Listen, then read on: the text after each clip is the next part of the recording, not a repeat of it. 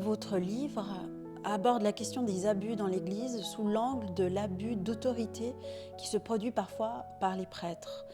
Pensez-vous que votre proposition d'une Église synodale puisse résoudre ce problème? Absolument. Parce que justement, ce qui est très impressionnant avec les apôtres, c'est qu'on pourrait s'imaginer que les apôtres aient une autorité très très grande parmi les chrétiens.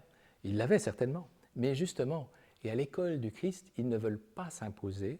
Et c'est pour ça qu'ils instituent les anciens pour créer ce dialogue avec les communautés et pour chercher ensemble la volonté de Dieu.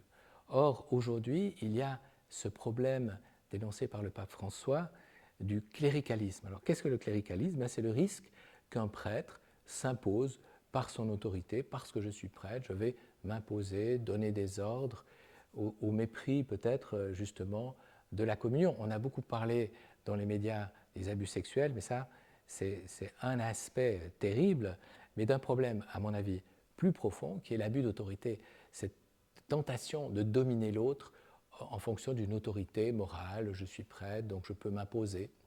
Et donc on voit très très bien que les apôtres ont évité ce problème en créant cette collégialité, cette codécision.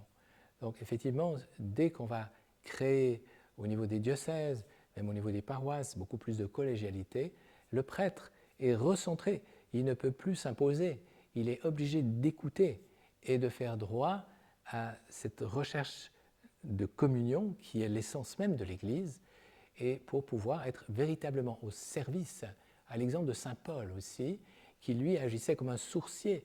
Il allait vers les gens pour découvrir avec eux les charismes des uns et des autres pour construire cette Église. Et ça, c'est véritablement le pasteur qui met en valeur chacun, chacune pour construire la communauté.